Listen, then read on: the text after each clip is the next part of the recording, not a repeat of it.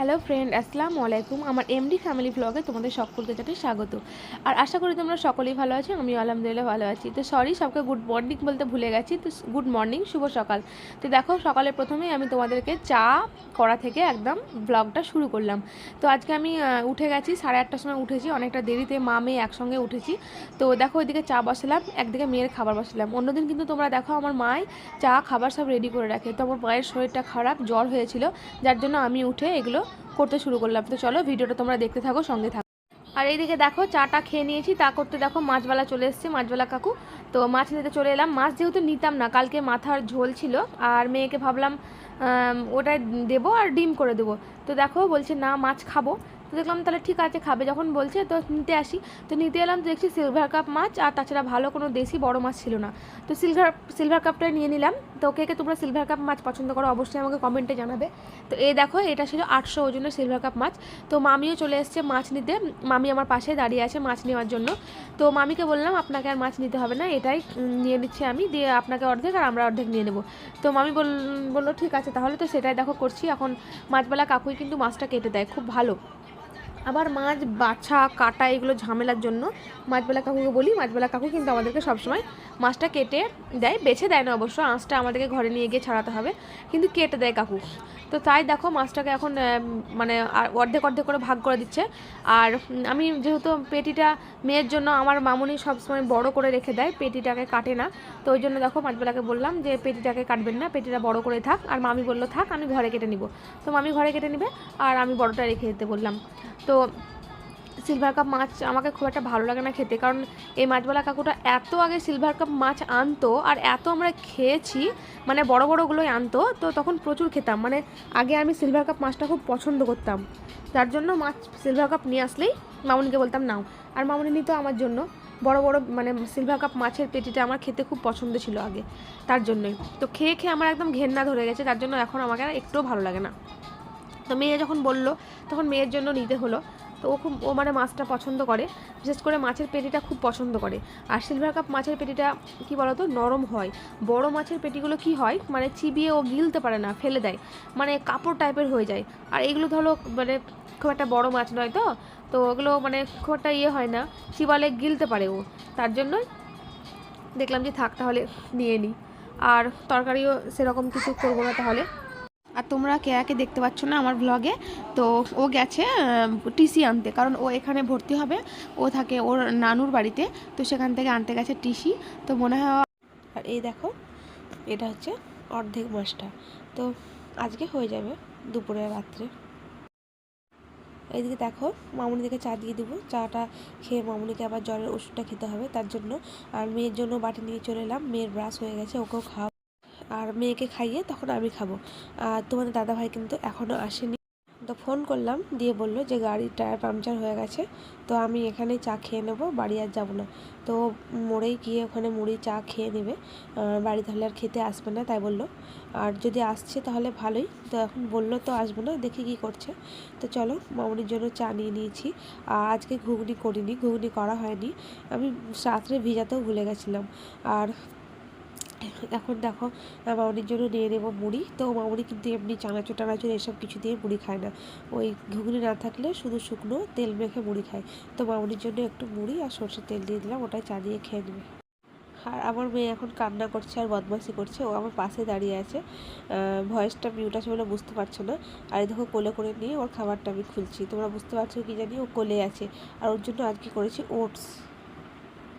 তো মেয়েকে খাওয়ানো কমপ্লিট, মামুনিরও খাওয়া হয়ে গেছে, আর মামুনিকে চাও দিয়ে চলে এসেছি। আর আমি দেখো এখন ব্রাশটা মুখে ভরে নিয়েছি, আর বসে গেলাম চাল বাছতে। তো দেখলাম যতক্ষণ মুখে ব্রাশটা আছে ততক্ষণ চালটা বেছে ভাতটা বসিয়ে দেবো, কারণ আজকে একটা জায়গায় যাব, কোথায় যাব সেটা অবশ্যই তোমরা দেখতেই পাবে, তার জন্য তাড়াতাড়ি দেখছি রান্নাটা হয়ে গেলে বেশি ভালো হয়। আর রান্নাটা এমনিতে আমার মনে হয় যে একটু সকাল সকাল রান্না হয়ে গেলে শান্তি লাগে, মানে রান্না যখন করতেই হবে তো বেলা করে কোনো লাভ নেই, শান্তিতে সকাল সকাল রান্না করে তারপর সারাদিন আরাম করো, আর কোনো ব্যাপারই নেই। আর তোমরা দেখছো ঘরের মধ্যে কাপড় মেলা, তার কারণ হচ্ছে ওই যে বৃষ্টি হলো না, তার জন্য আমি ওখানে একটা তার দিয়েছিলাম, একটা দড়ি টাঙিয়েছিলাম, দিয়ে কোথায় কাপড় মেলবো খুঁজে পাচ্ছিলাম না, তখন আমি ওই দড়িতে ঝুলিয়ে দিয়েছিলাম, ফ্যানটা চালিয়ে দিয়েছিলাম। তো কী করবো বলো, বাইরে দেওয়া যাবে না। তো দেখো চালটা একটু পাছড়ে দিচ্ছি, তো এটা সে ঘরোয়া চাল, ওই জন্য চালে কিন্তু একটু কাঁকড় আছে, একটু ধানের গুঁড়োও আছে, তার জন্য ভালো করে ঝেড়ে দিচ্ছি। আর আমরা ওই বস্তার চালটা খাই, অন্নপূর্ণা আগে খেতাম, খাই বলতে ওটাই খাই, এইটা এখন থেকে মানে এখন এই ঘরোয়া চালটা এই বস্তাটাই তো ভাতটা দেখো বসিয়ে দিলাম, এবার তরকারি কাট। তো এই দেখো এবার চলে এলাম তরকারি কাটার জন্য। তো তরকারি বলতে এখানে আছে আলু, পেঁয়াজ আর ঝিঙে নিয়ে আমি বসেছি। তো আমি কিন্তু ব্রাশ করে ভাতটা বসিয়ে দিয়ে, মেয়ে সব ওটস খায়নি, মানে আজকে বেশি খায়নি, 2-3 চামচ নিয়েছে। তো দেখলাম নষ্ট করব, তো ওর ওটসটুকুই আমি খেয়ে নিয়েছিলাম, আর 2টো বিস্কুট চা দিয়ে খেয়ে নিয়েছি। আজকে আর মুড়ি খেলাম না, মুড়ি খেতে ইচ্ছেও হলো না। তো এখন বসে গেছি আলু কাটতে। তো এই আলুগুলো আমি ভাতের মধ্যেই দিয়ে দেবো সেদ্ধ করার জন্য। তো ভেবেছিলাম প্রথমে পোস্ত আছে কি দেখলাম, তো পোস্ত নেই। তো পোস্ত থাকলে ভাবলাম যে আলু দিয়ে পোস্ত দিয়ে ঝিঙে দিয়ে তরকারি করব আর মাছটা করব। তো পোস্ত নেই, তখন কি করব, মাথায় আর কিছু আসছিল না। তো দেখো আলু সেদ্ধ করে ভরে দেবো, আর ভাবছি ঝিঙে দিয়ে ডাল করব। তো ডাল আনতে দিয়েছি রবিউলকে, মানে আমার মামাতো ভাইকে। তোমরা অবশ্যই রবিউলকে দেখেছো, ব্যাংকে গেছিলো আমার সঙ্গে ওইটা। তো তো গেছে এখন ডাল আনতে। তো আমি দেখলাম ততক্ষণ আনছে, ততক্ষণ আমি সবজিগুলো কেটে রেডি করে দিই। আর ঝিঙেটা আমি জিভ দিয়ে চেখে দেখলাম, তো তোমরা ভাববে যে কেন, তো তেতো কিনা আমি সেটাই দেখলাম। ও সবজিটাকে তো আমি ভালো করে আবার ধুয়ে নেবই। তো তেতো হলে আর কাটবো না, তেতো হলে বেকার হয়ে যাবে তরকারিটা, খেতেই পারা যাবে না। ওই জন্য আগেই আমি কাঁচাতে একটু চেখে নিলাম। তো এখন দেখো আমাকে বারবার খুবই এখানে মশা কামড়াচ্ছিলো বলে বারবার হাতটা পিছন থেকে দিচ্ছিলাম। এখন এত মশা যে তোমাদেরকে কি বলবো, অতিরিক্ত মশা। বৃষ্টি 2 দিন বলেছিল কমেছিল, আবার সে একই ব্যাপার মশা। তোমাদের দিকে কি এত মশা আছে অবশ্যই কমেন্ট করে জানাবে। আমাদের দিকে কিন্তু প্রচুর মশা। তো দেখো ঝিঙেগুলো কাটছি, আর আমার মেয়ে আমার সামনেই বসে আছে। তো বাটিতে ও আঙ্গুর নিয়েছে, মামুনি ওকে আঙ্গুর ধুয়ে দিয়েছে, আর ও আমাকে এখন বলছে আমাকে আঙ্গুরগুলো কেটে দাও। তো আমি বলছি যে দাঁড়াও আমি সবজিগুলো কেটে নিই তারপরে কাটবো। এই দেখছো তো বারবার আমাকে বলছে আঙ্গুরগুলো কাটতে। তো বটিটা যেহেতু ধোয়া নেই, আর আমি এখন সবজি কাটছি, তো ওকে বুঝিয়ে বলছি দেখো বটিটা আমি সবজি কেটে তারপর ধুয়ে তোমাকে আঙ্গুরটা কেটে দেবো। তো ও তো সোনার মেয়ে নয়, ও সহজে কোনো কথা আমার শুনে না। তার জন্য দেখো এবার আমি সবজি কাটতে কাটতে ভিডিওটা অফ করে আগে ওকে আঙ্গুরটা কেটে দিই, তারপর তোমার সাথে আমার সবজি কাটাকাটি সব রেডি হয়ে গেছে। মাছের জন্য পেঁয়াজও কেটে নিয়েছি। আর দেখো এখন মাছটা রান্না করব। তো প্রথমে আমি দিয়ে দিলাম হাঁড়িতে সাদা তেল। আর সিলভার কাপ মাছ আমরা কিন্তু ভেজে রান্না করি না, কাঁচাটাই করি। তোমরা করে দেখো, খুব সুন্দর লাগবে খেতে। কারণ সিলভার কাপ মাছ ভাজলে পরে ওই যে পেটির যে একটা তেল তেল অংশ থাকে, সেটা কিন্তু একদম শুকিয়ে যায়। তো একবার তোমরা কাঁচা করে খেয়ে দেখবে আর আমাকে কমেন্টে জানাবে। তো দেখো প্রথমে পেঁয়াজটাকে মশলাটাকে ভেজে কষিয়ে নেব আমি, তারপরে কিন্তু এর মধ্যে মাছগুলো ছাড়বো। এই দেখো মশলাটাকে পুরো ভালো করে কষিয়ে নিয়েছি, আর কষানোর পরে মাছগুলোকেও দিয়ে দিয়েছি, আর সামান্য পরিমাণে একটু পানি দিয়েছি, খুব বেশি এখানে পানি ব্যবহার করলে হবে না। তো এখন আমি ঢাকা দিয়ে কিছুক্ষণ কম করে গ্যাসটাকে রেখে দেবো, তারপর আমার রান্না রেডি। তো বন্ধুরা চলে এলাম এতক্ষণে তোমাদের সামনে। তো এখন বাজছে 10টা 47, মানে 11:15 বেজে গেল, আর এইমাত্র আমি তোমাদের সামনে এলাম। সকাল থেকে একদমই আসতে পারিনি, তার কারণ হচ্ছে আমি ঘুম থেকে উঠলাম তখন 1:30 বেজে গেছিলো। তো আমি আর মেয়ে একসঙ্গে উঠেছিলাম, আর মামুনি যে রাতে শরীর খারাপ ছিল, জ্বর হয়েছিল, তো আমাকে আর ফোন করে উনি, কিছু বলে উনি, ওষুধ চায় উনি, যে আমি জানতেও পারিনি কারণ আমি শুয়েছিলাম। তো সকালে উঠে দেখলাম শরীর খুব খারাপ, জ্বর, দিয়ে জ্বরের ওষুধ খেলো। ওই জন্য তাড়াহুড়োর মধ্যে ছিলাম, কারণ মামুনি তো সব কিছু করে রাখে, রান্না টান্না এগুলো। তো দেখলাম এবার আমি একা করছিলাম মামুনি শরীর খারাপ বলে, তো তার জন্য তোমাদের সামনে সকাল থেকে আসতেই পাইনি। ভাত তো বসালাম, তোমাদেরকে দেখালাম, মাছটাও বসিয়ে দিলাম।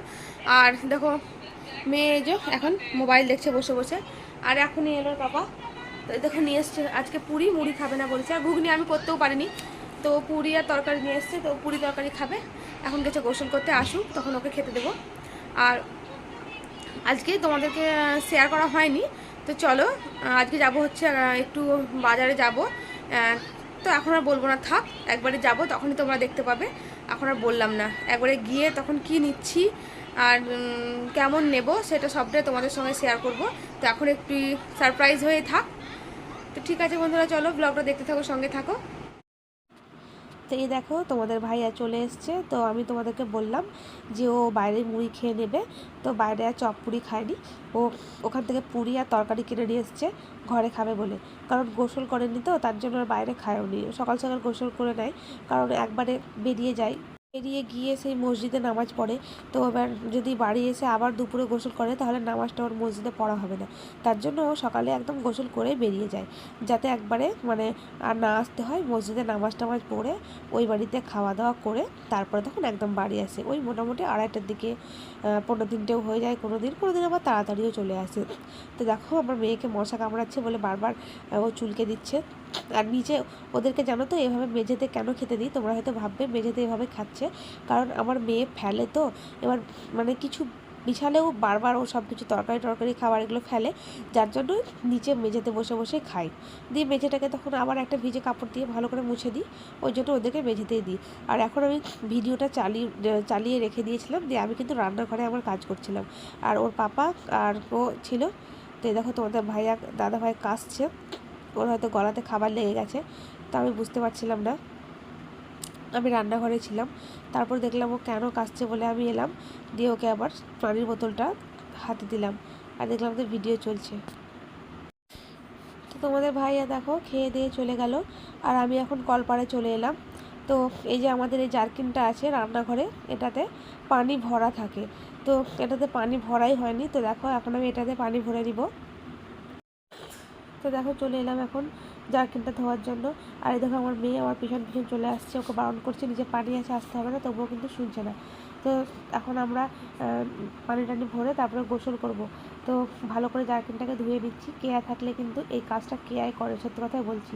ও প্রতিদিন সকালে না হয় সন্ধ্যেবেলায় জারকিনটাকে ধুয়ে তারপরে ঘরে যতগুলো বোতল আছে পানির সেগুলোতেও পানি টানি ভরে রাখে। তখন জারকিনটা আমরা দুজন মিলে ধরাধরি করে নিয়ে যাই, কারণ ও তো একা পারবে না, এত ভারী, যার জন্য আমরা দুজন মিলে ধরে নিয়ে যাই। তো এখান থেকে আমরা পানিটা খেতাম না, জানো তো, এই মোটর চালিয়েছি। আমাদের কেন্ট আছে, কেন্টটা খারাপ হয়ে আছে। কেন্টটা কি বলবো তোমাদেরকে, বছরে 2 থেকে 3বার আমাদের খারাপ হয়, আর যখনই খারাপ হচ্ছে 3,000 3,500 টাকা করে লাগছে। তো সত্যি বলছি গায়ে লাগছে, বারবার এত এত করে পয়সা লাগছে, তো আমাদের সত্যি সত্যি গায়ে লাগছে। তো যাই হোক, এখন আর ঠিক করতে পারছি না। যাই হোক কদিন পর তখন ঠিক করব, তার জন্য এখন ডাইরেক্ট মোটরের পানি তুলে পানিগুলোকে খাচ্ছি। তবে মেয়ের জন্য চিন্তাও লাগছে, আমাদের পানিতে আবার বালি উঠে, জানো তো, কেন কি জানি বালি উঠছে। ওই জন্য কলের মুখে অতগুলো কাপড় বেঁধে রেখেছি যাতে বালিটা না আসে, কিন্তু তবুও দেখছি তো বালি থাকছে।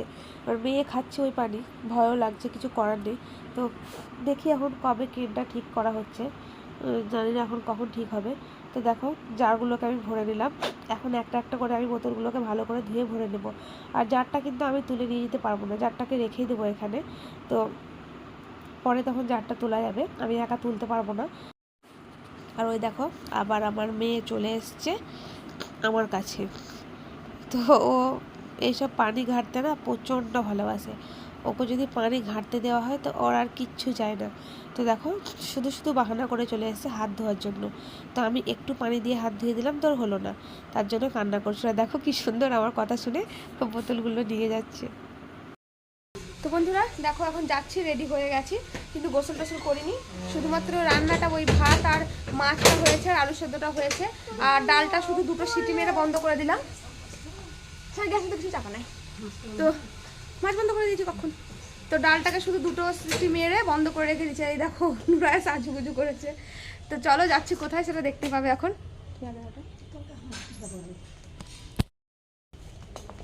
চলো এসে তখন গোসল করবো, ডালটাকে তেলে দিয়ে দিব।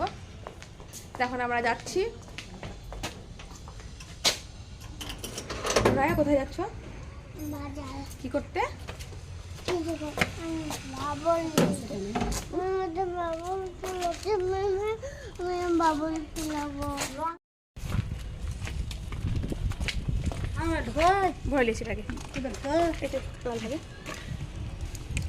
তো টোটো পাঠিয়ে দিয়েছে তোমাদের দাদা ভাই বললো। তো চলো দেখি, আর একটু আগে গিয়ে টোটোটা আসবে, মানে আমাদের এই ছোট্ট গলিতে টোটো ঢুকে না, তো তার জন্য একটু সামনে যেতে হবে। তো ওখানে দেখি টোটোটা এসছে কি। চলো ওই দেখো টোটো চলে এসছে।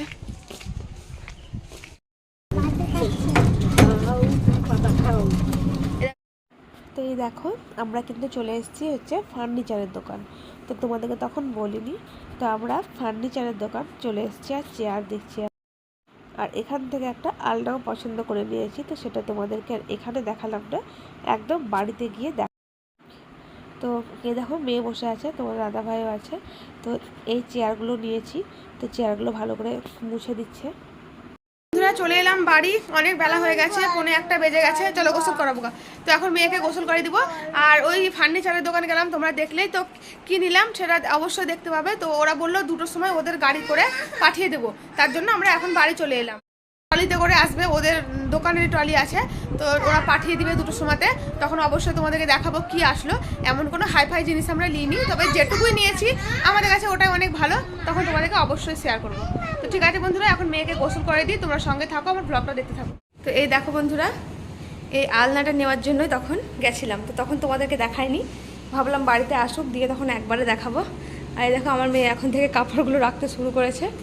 তো একটা এমনি সিম্পল আলনা আনতে গেছিলাম, কিন্তু দেখলাম এটা একটু বেশ নতুন ডিজাইনের মনে হলো, তার জন্য এই আলনাটাই নিয়ে নিলাম। তো এইমাত্র এলো। এই দেখো এখানে একটা আয়নাও আছে, এখানে একটা তাক আছে, এগুলোতে ড্রয়ার আছে নিচে। হ্যাঁ মাম বলো বলো।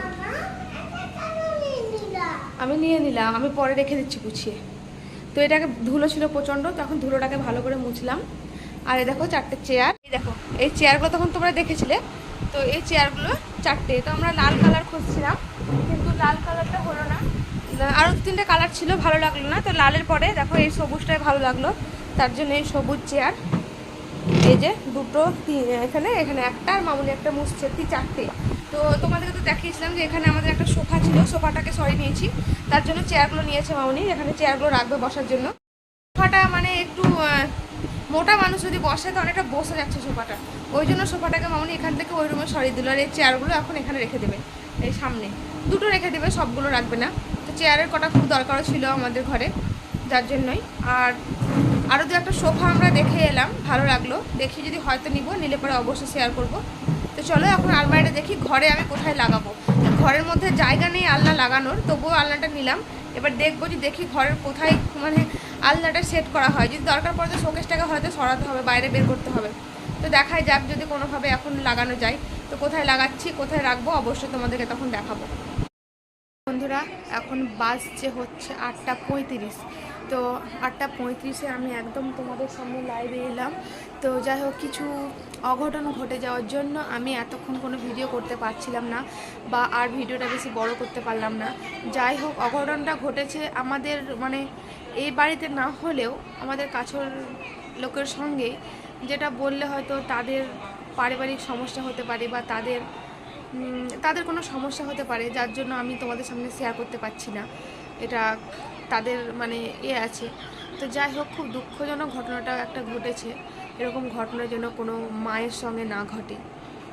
তো এর থেকে বেশি আমি তোমাদেরকে শেয়ার করতে পারবো না, যেহেতু এটা আমার বলাতে যদি ওদের কোনো প্রবলেম হয়, তো চাই না আমি যে আমার জন্য কারো প্রবলেম হোক। তো সেই জন্য আমি তোমাদের সঙ্গে শেয়ার করছি না। তো ভিডিওটা আজকে এখানেই শেষ করব। আর আলনাটা আনলাম, আলনাটা আনার পরে তো যে কোথায় রুমের মধ্যে সেট করব সেসব তো ভাবনা চিন্তা করব। কি এমনকি দেখো রেডি হয়ে বসে আছি, এই দেখো রেডি হয়েছিলাম যে আমরা একটু যাব বাজারে, কিছু কেনাকাটা করতাম। তো যার জন্য মানে জামা টামা পরে একদম রেডি হলাম, সেই মুহূর্তে ঘটনাটা যাওয়ার জন্য আর এগোতে পারলাম না, আর বেরোলাম না ঘর থেকে। যাই হোক, অন্যের কষ্ট হলেও সে আমাদের খারাপ লাগলো, আমাদেরও প্রচণ্ড মনে কষ্ট হচ্ছে, যার জন্য আর আমরাও যেতে পারলাম না, যাইনি, এখানে থেমে গেলাম। তো ব্লগটা আর আমি কিছু শ্যুট করতে পারিনি। তো রাত্রের জন্য দেখো, রাত্রের জন্য আলু ভাজা, ডাল করেছিলাম দিনে, সেই ডালটা আমি বেরেস্তা তেলে করে ফেলতেই পারিনি। দুপুরে শুধুমাত্র আলু মাখা, আগের দিন মাথার ঝোল ছিল, তারপরে মাছ করেছিলাম, সেটা দিয়ে তোমাদের সাথে রান্নাবান্নাও শেয়ার করতে পারি, তো সেটা দিয়ে ভাত খেয়েছিলাম দুপুরে। আর রাত্রে তো ডালটা করিনি, রাত্রে এখন করলাম ডালটাকে, এখন ডালটাকে ভালো করে মশলা দিয়ে তেলে ফেললাম। আলু ভাজা করলাম নুরায়ের পাপার জন্য, ও মুড়ি খাবে, আর আমাদের জন্য ডাল, আলু ভাজা, ভাত আর মাছ আছে। তো এটা দিয়ে রাত্রে আজকে খাওয়া দাওয়া হবে। তো দেখলাম যে আর ভিডিওটা শ্যুট করব না, ইনশাল্লাহ কালকে একদম আবার সকাল থেকে শুরু করব। যাই হোক, কারণ যার সঙ্গে ঘটনাটা ঘটেছে সেই মুহূর্তে আমাদের কাছে আছে, আর তাকে সান্ত্বনা দেওয়ার যত দিক থেকে হোক চেষ্টা করাটা আমাদের উচিত। যার জন্য এই মুহূর্তে ওর এরকম অবস্থা, আর ওর সামনে আমি এভাবে ভিডিও করব বা কিছু করব, তার মানসিক অবস্থা ঠিক নেই, মনের অবস্থাও ঠিক নেই, যার জন্য আমি করলাম না। তো ঘরে এসে রুমে তোমাদের সঙ্গে এটা শেয়ার করছি। তো আজকের মতো ভিডিওটা বন্ধুরা এই পর্যন্তই। যদি ভ্লগের আমার একটু অংশ তোমাদের ভালো লেগে থাকে তো অবশ্যই আমাকে সাপোর্ট করবে, সাবস্ক্রাইব করবে, চ্যানেলটাকে লাইক করবে, কমেন্ট করবে আর শেয়ার করবে। তো যাই হোক, আর আমার কিচ্ছু বলার নেই। ইনশাল্লাহ কালকে নতুন একটা সকাল নিয়ে নতুন শুরু করব তোমাদের সঙ্গে ভ্লগ, আল্লাহর রহমতে। তো আল্লাহ যদি চান তো ইনশাল্লাহ শুরু করব। আল্লাহ ছাড়া কিছুই হয় না। আমাদের একটা গাছের পাতাও কিন্তু আল্লাহর হুকুম ছাড়া নড়ে না। তাই যাই ঘটে সব কিছু আল্লাহর ইচ্ছাতে, আর আল্লাহ যা করে ভালো লেগে করে, এটা ভাবতে হবে যতই আমাদের খারাপ লাগুক। তো ঠিক আছে বন্ধুরা, আর বেশি বাড়ালাম না, এখানে আমি শেষ করছি আমার ব্লগটা। তোমরা সবাই ভালো থাকবে, সুস্থ থাকবে। খুদা হাফেজ, আসসালামু আলাইকুম।